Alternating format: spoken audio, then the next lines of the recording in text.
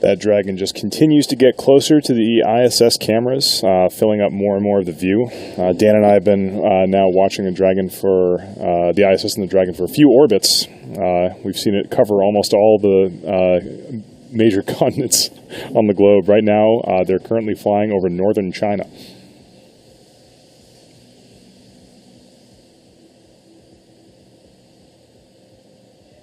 Yeah, Dragon getting really close now to this 10-meter point. This will be the second time around, but last time they had to back off while they worked a ground issue with, you heard it called TDRS a lot. That's the Tracking and Data Relay Satellites. That's how we actually have communication with the International Space Station, and they had an issue with those systems on the ground that eventually got resolved. And as you can see, we're back in communication with the space station, obviously, as we're getting this live video down. Everything, again, continuing to progress smoothly. This another peek inside the interior of the space station, looking over the crew's shoulder at the monitor that they're using to watch Dragon during this final approach. And as soon as it hits that 10-meter point, it'll be over to the crew to get the go to capture, reaching out with that robotic arm, and fixing to the grapple fixture, and then we are just about at that capture point.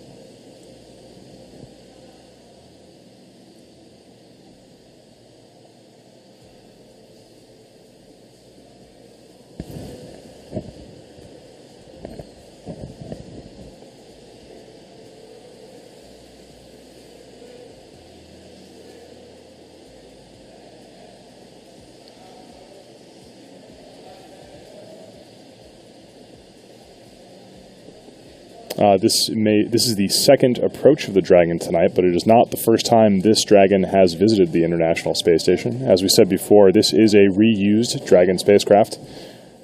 First flew in the CRS-16 mission back in February of 2017.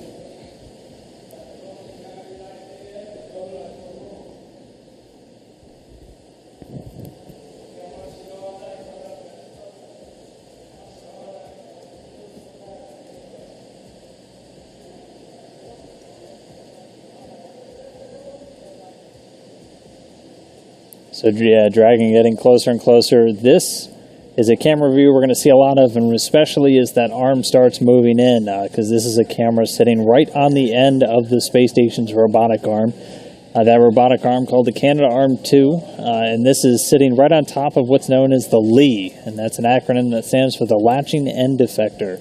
That's essentially the hand of the space station's robotic arm. It's used not only to hold the robotic arm, there's one on either side of it. So one end right now holding itself to the International Space Station, the other going to be used to grapple with that Dragon spacecraft. This arm, very versatile, used for a whole bunch of different operations, not only just capturing spacecraft, but also flying spacewalking astronauts around, and was used to build the International Space Station piece by piece. So it's under the control of astronauts on board right now, who got it into its current position just a little while ago when we started all of these final rendezvous procedures. And it's going to be Alex Gerst inside, the current station commander, who's going to be controlling this arm, driving it in and capturing Dragon out of the sky.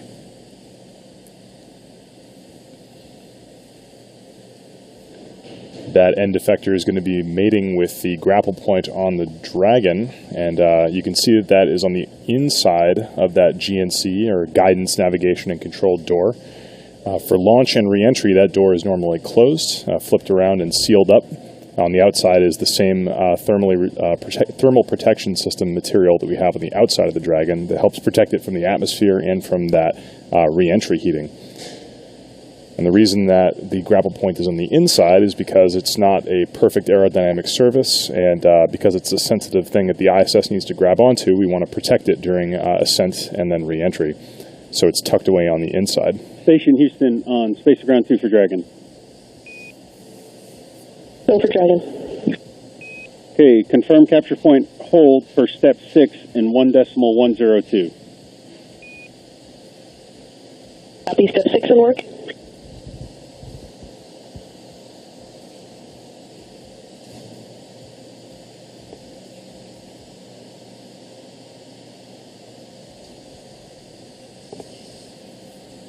All right, so Dragon is at that capture point once more. This kind of feels familiar, Tom, but it is sitting 10 meters away from the International Space Station right now. So what the teams are going to do is quickly do their go, no-go polls again, making sure that everything's good on the station side and on the Dragon systems to give the crew the go to actually reach out now with that station robotic arm and capture the Dragon.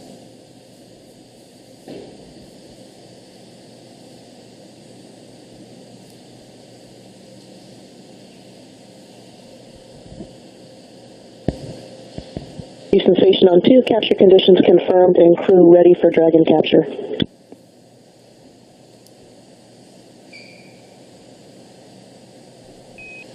And Station Houston on Space to Ground 2, you are go for the capture sequence. Perform step 4 in 1.110, Dragon capture. Begin monitoring the back away cue card.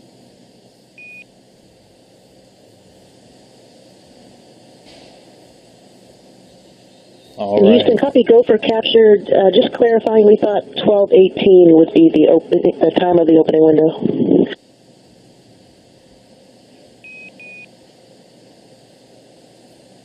Yeah, we were more efficient than planned, Serena. Copy that, Houston, go for capture.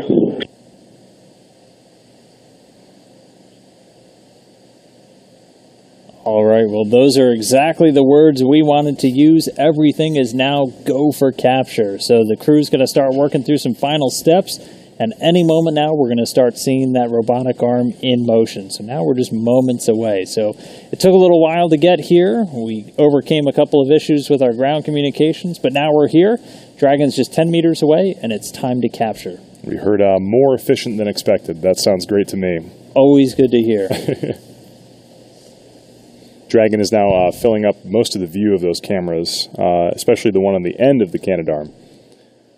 We're going to see it get very close to that grapple point on the GNC bay door.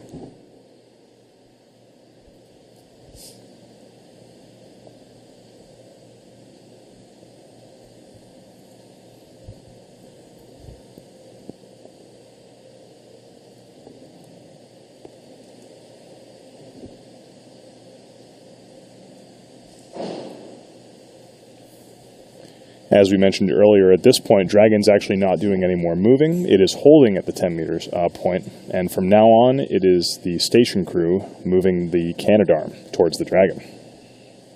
That's right. They're gonna close in. It's a very, just like everything else so far, it's a very slow and methodical process to drive that Canadarm in. And once it makes that initial contact, they'll get kind of a light hold on it, and then a series of snares will draw that grapple fixture all the way into the robotic arm, giving them a tight hold on the spacecraft, at which point the crew is done with their activity for now, and they hand over to the ground to actually maneuver Dragon using that robotic arm and attach it to the Earth-facing side of the space station on the Harmony module, also known as Node 2.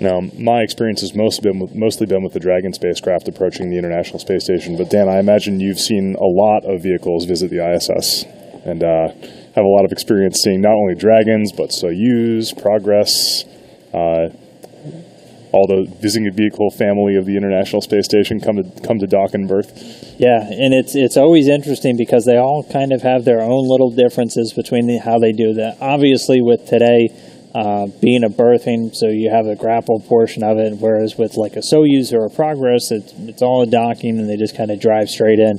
I typically tend to prefer those personally just because they're usually a little bit quicker. But I mean, they're always interesting operations. Like, it's still spaceflight, it's still crazy stuff happening 250 miles above us. But it's always fun to see a vehicle arrive at the space station. It always means a flurry of activity, both before, during, and after. So especially with Dragon here now for the crew, they're going to be really busy. And there's going to be a bunch of new science experiments that they're going to bring off and work on. And those are always interesting to track along, working on all these different disciplines, from monitoring the Earth below us to doing new research on drug breakthroughs and things of that nature as part of the U.S. National Lab. So, yes, it's always interesting to see a vehicle get there just because of all of the other kind of the cascade of events that it always brings with it. It is pretty cool that we have this international laboratory that has so many different... Traffic always picks up for the space station. All the kids are coming home. Oh, yeah, everyone's coming home.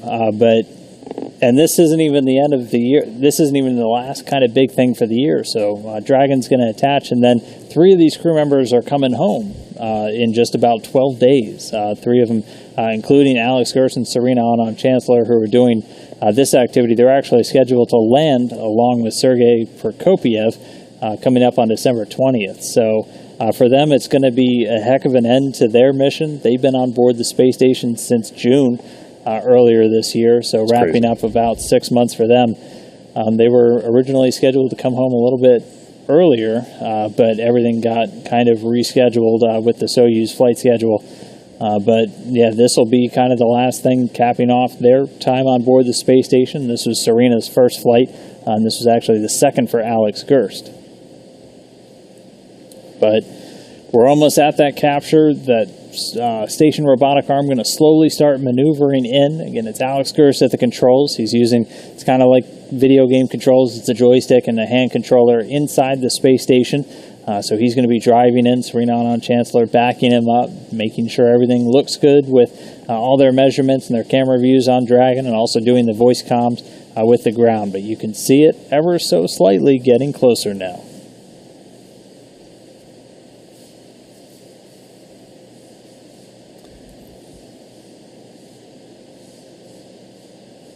That view from the cupola must be unbelievable. I don't know how I'd be able to get anything done with a view like that on my window. Every single one of them says, you ask them what do they do with their free time, and they go just spend time looking out the window. If you've ever seen any video from the space station or any of the really crazy time lapses they've done of planet Earth, pretty much all of those get taken from that cupola module. And it's this big 360-degree bay window that we use for a lot of Earth observations, but it also provides a wonderful vantage point for operations like this. It's right near the docking port or the berthing port where Dragon's ultimately destined for, and it provides a stellar view of all of the operations of these arriving spacecraft. It's got to be one of the biggest windows ever flown in space on that cupola or something similar to that. It's definitely up there. It's larger than any other window on the International Space Station. It's actually a series of a bunch of different window panes, all in one kind of small module. Any Star Wars fans out there, it looks kind of like the window on a TIE fighter, if you will, and it provides this 360-degree panoramic view of the Earth below and also spacecraft. But for now, we're getting closer. We're just a couple of meters away now. You can see that grapple fixture right in the center of the crosshairs now, and this is a view from the end of that station robotic arm. We are actually close enough now that you can see the movement of the Canadarm. Too slow or too far away to see the slow movements before, but we are definitely approaching that grapple point. And hearing we're less than a meter away.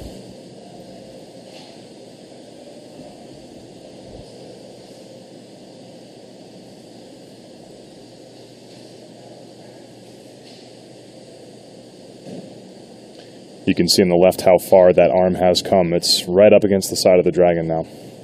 All right, we're going to stand by for that initial capture.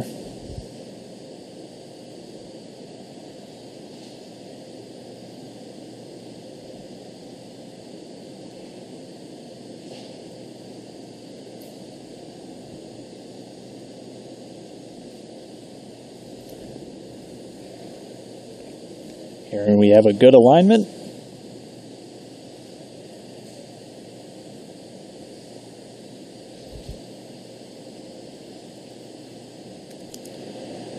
And the capture has been commanded.